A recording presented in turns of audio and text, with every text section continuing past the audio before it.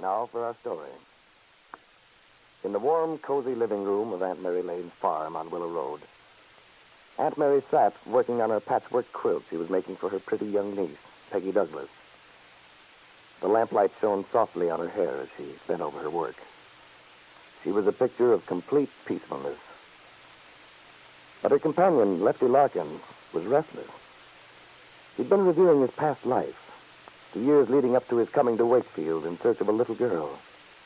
The little girl, Peggy, who had grown now to be a lovely young woman. Thinking of the 15 years which had gone by since he'd come to the Lane farm, the years during which Peggy had been growing up, Lefty asked himself again whether he'd been right not to tell Peggy of their true relationship, that he was her father.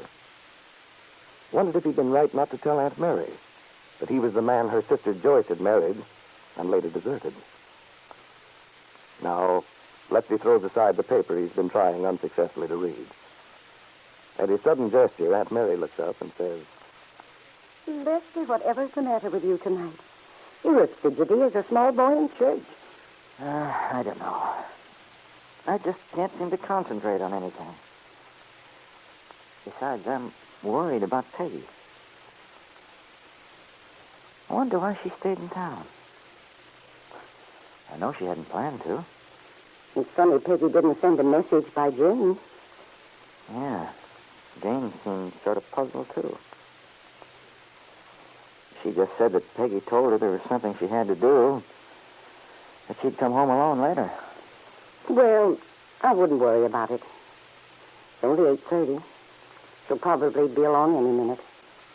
I hope so. Oh, by the way, there's a letter for you. Is there? Oh, aren't you interested? It's on the mantel, behind the clock. Oh, it's probably just some circulars. I never get anything important. You might be surprised. I confess I was, considering how negligent you are about answering her letters. Oh. So I got a letter from Dell Shipley. Mm-hmm. I always know Dell's handwriting. She has such a strong, forceful way of writing. Well, now that you know it's not an advertisement, aren't you going to read it? It'll keep. I'll look at it later. Well, gosh, Aunt Mary, don't look at me like that. As if I'd committed a crime or something. Well, Lefty, if doing Dell an injustice can be considered a crime, then you have committed one. Holy smoke. If Dell wants to keep on writing to me when she knows the way I feel, well, all I can say is that it's her funeral. I can't do anything about it. But, Lefty, you shouldn't hold it against Dell that she misjudged Peggy over that trouble in Chicago. After all, you know, it did look from the standpoint of circumstantial evidence as though Peggy had something to do with Conley's death. Dell should have had more sense than to think a girl like Peggy would have anything to do with a thing like that. But, Lefty, Dell didn't know Peggy the way we know her. And all Dell was concerned about was protecting you. She didn't want you to sacrifice yourself. And now you're making her pay for her loyalty to you. Loyalty, my eye. That's just exactly what it is. A very deep, loving loyalty. Well, she's wasting it. So far as I'm concerned, Dell Shipley and I are washed up. I wish she'd forget about me. Dell Shipley is a fine woman, Lefty. I have a lot of respect for her. Aunt Mary, you don't understand her. She's from another world. Oh, Lefty, you must think I'm a country cousin. Oh, no, it isn't that, but... Now, look, Lefty. I know Dell, and I admire her.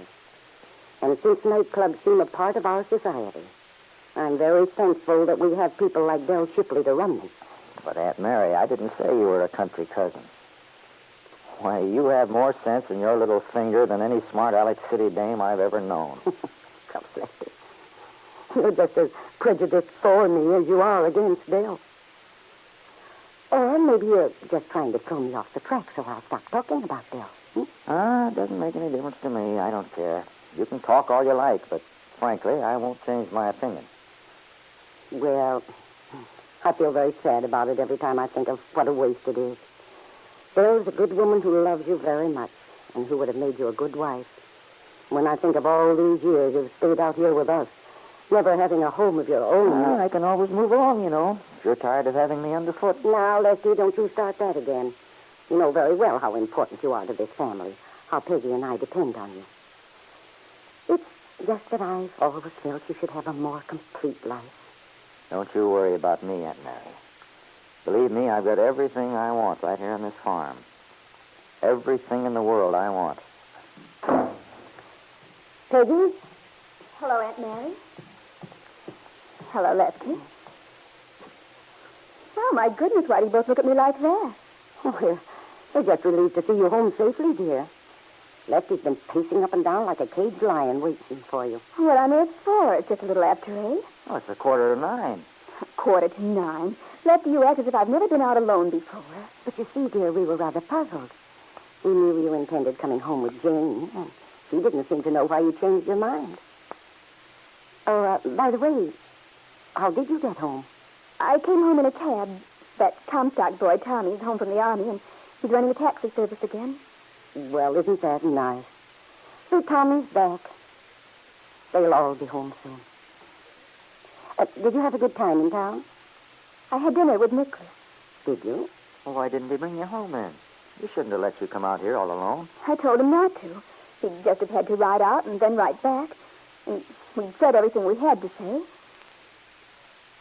Aunt Mary, Lefty, Nicholas and I are going to be married the 1st of next week. Well, isn't anyone going to say anything? Lefty, I thought you at least would have... Next week? Yes. Well, isn't that sort of sudden, honey? I don't think so. You knew we were planning to. We've been talking about it enough. Peggy, you really mean this? Yes, I do, Aunt Mary. I know you're disappointed, but... Well, dear, I hope you'll be happy. I hope so with all my heart. I know how you feel about it, but I just can't help it, Aunt Mary. It's the only thing for me to do. I mean, it's just what I want. But next week, Peggy, dear, that's so soon. How can we make the arrangements? You'll have to have a gown. No, I don't want to make any fuss about it. Nicholas wants to be married in the church, and of course that's what we'll do. But otherwise, I want it to be very simple. I see. Lefty, you haven't said a word about how you feel. Well, Peggy, dear, I guess it's a little late to say anything one way or the other. I hope you'll be happy. You needn't sound so glum. You've always said you liked Nicholas, thought it was a good idea. Well, sure I have, Well, what's the matter, then? Well, honey, it's just that I've never disagreed with Aunt Mary before on anything so important, and I just hope it isn't a mistake. You know how she feels. Well, I guess you're right. It is too late to discuss it now. Nicholas is going to arrange about the church tomorrow and take care of the other things that are necessary.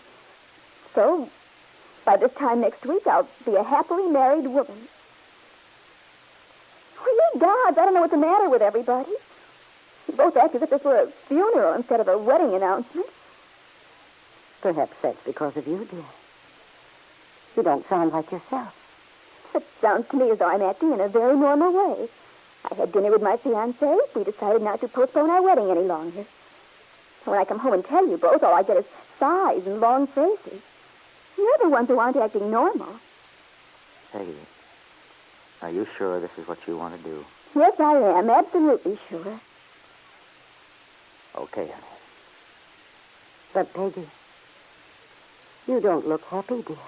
Oh, my goodness. I'm just as happy as I can be. Maybe I'm a little tired, but that's the only thing that's wrong with me. All right, dear. If you're happy, then I am. I think I'll go upstairs now. And I just want you both to know I'm happier than I've been in a long time. I'm terribly happy.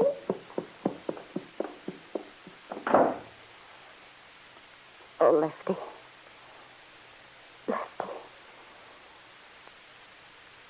If there were only something these two old friends, Aunt Mary Lane and Lefty Larkin, could do to protect the young girl they both loved so much. Always before, there'd been a way to help Peggy out of any situation in which she'd found herself. This time, they both realized with heavy hearts there was nothing more they could do if she insisted on going ahead. But neither could forget the look of absolute desperation in Peggy's face as she'd said, I'm happy. I'm terribly happy.